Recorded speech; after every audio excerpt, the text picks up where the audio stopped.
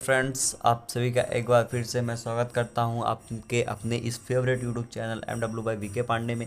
आज की इस वीडियो में हम देखने वाले हैं साइंस। आप जैसे कि आप जानते हैं कि हम विज्ञान के इस टाइम पर क्या करवा रहे हैं, ऑब्जेक्टिव क्वेश्चन क्लियर करवा रहे हैं। तो उसके हिसाब से हमने अब यदि आप हमारी पिछली वीडियो को देखा होगा तो देखे होंगे कि केवल ऑब्जेक्टिव क्वेश्चन क्लियर नहीं हो रहे हैं, उससे बहुत ही वाले मतलब कि थ्योरी वाले भी क्वेश्चन क्लियर्स हो रहे हैं। तो इस प्रकार से ऑब्जेक्टिव क्वेश्चंस हमने अब की बार विज्ञान के अध्याय 10 मतलब प्रकाश का परावर्तन से 62 मतलब 62 ऑब्जेक्टिव क्वेश्चंस लेके आए हैं, सही विकल्प वाले क्वेश्चंस लेके आए हैं।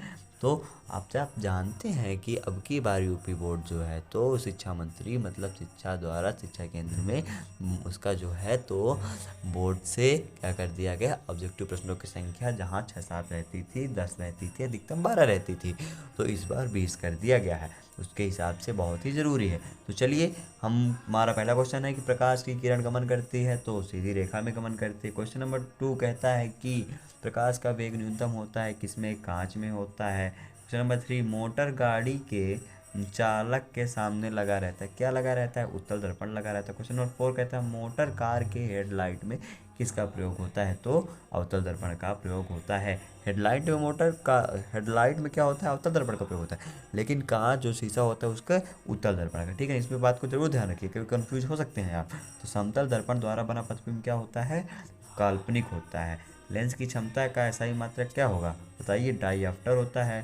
प्रकाश की किरणों का पथ दर्शाने वाले चित्रों को कहते हैं किरण आरेख। क्वेश्चन नंबर 8 2D क्षमता वाले लेंस का फोकसांतर कितना होता है, तो 50 सेंटीमीटर होता है।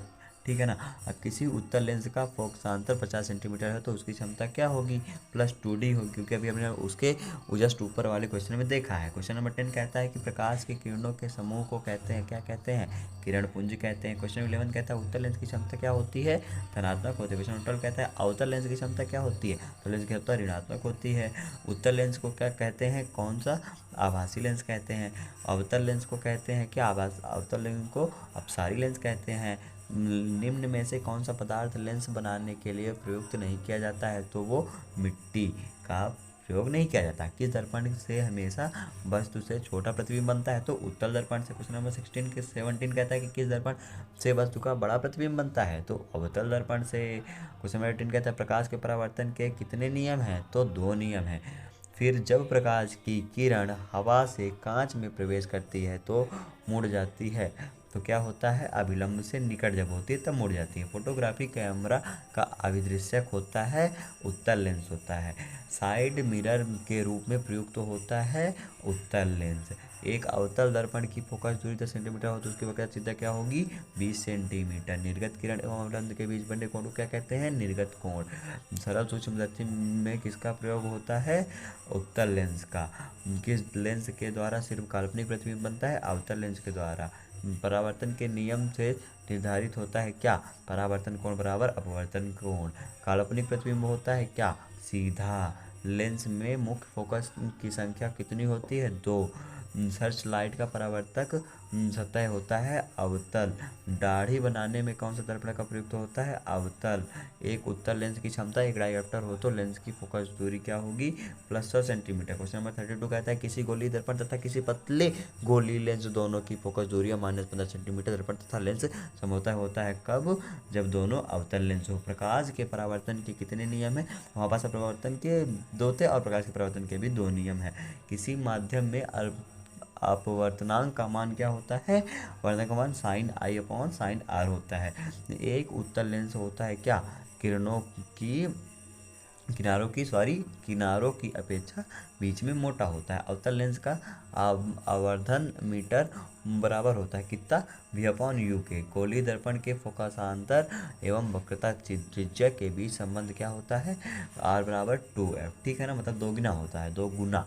सोलर कुकर में प्रयोग किया जाता है कौन सा दर्पण, अवतल दर्पण प्रयोग किया जाता है। उत्तल लेंस में बना प्रतिबिंब कैसा होता है, वास्तविक और उल्टा।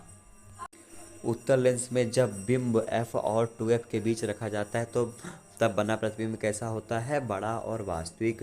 दो वक्रीय पृष्ठों से घिरे ठोस माध्यम को कहते हैं, क्या कहते हैं, उसको गोली लेंस कहते हैं। वह गोलीय दर्पण जो बाहर की तरफ वक्रित हो कहलाता है, क्या कहलाता है, उत्तल दर्पण कहलाता है। ठीक, फिर आगे क्वेश्चन कहता है गोलीय दर्पण के परावर्तक पृष्ठ के केंद्र को दर्पण कहा जाता है, ध्रुव कहा जाता है। किसी लेंस द्वारा उत्पन्न आवर्धन का सही मात्रक क्या होता है, मात्रक विहीन होता है। लेंस के केंद्रीय बिंदु को कहते हैं प्रकाशित केंद्र। किसी शब्दकोश में पाए गए छोटे अक्षरों को पढ़ते समय आप निम्न में से कौन सा लेंस पसंद करेंगे, बताइए बताइए जल्दी से। 5 सेंटीमीटर फोकस दूरी का उत्तर लेंस हम करेंगे। ठीक है, अब आप क्या करते हैं पता नहीं, इनमें से कौन दर्पण सूत्र है, तो इनमें से कौन सा दर्पण सूत्र है, जल्दी से बताइए। 1/v plus 1/u equal to 1/f। गोलीय दर्पण का वक्रता केंद्र को किस अक्ष में निरूपित किया जाता है, C अक्षर से निरूपित किया जाता है। निर्वात में प्रकाश की चाल कितनी होती है, 3.10⁸ मीटर प्रति सेकेंड। ठीक है ना। दंत विशेषज्ञ मरीजों के दांतों का बड़ा प्रतिबिंब देखने के लिए किस दर्पण का उपयोग किया जाता है, अवतल दर्पण का। पतले लेंस की आवर्धन क्षमता कितनी होती है, कम होती है। मोटे लेंस की आवर्धन क्षमता क्या होती है, अधिक होती है।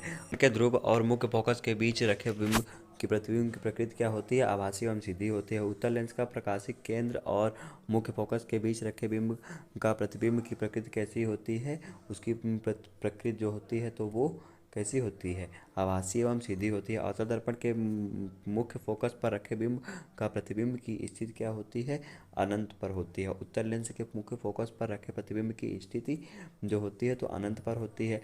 अवतल लेंस के मुख्य फोकस पर रखे बिंब का प्रतिबिंब की स्थिति जो होती है तो वो प्रकाशिक केंद्र और फोकस केंद्र के बीच होती है। अवतल लेंस के सामने अनंत पर रखे बिंब का प्रतिबिंब की स्थिति क्या होती है, फोकस पर होती है।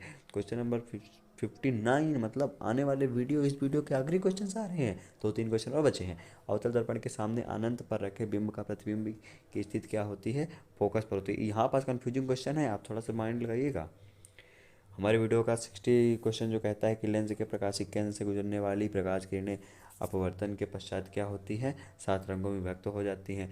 क्वेश्चन नंबर 61, यदि आप हमारे चैनल में हैं तो प्लीज़ चैनल को सब्सक्राइब जरूर करिएगा, लाइक एंड अपने दोस्तों के साथ शेयर। तो मुख्य फोकस से गुजरने वाली प्रकाश किरण उत्तल लेंस से अपवर्तन के पश्चात क्या होती है, निर्गत किरण मुख्य अक्ष के समांतर हो जाती है।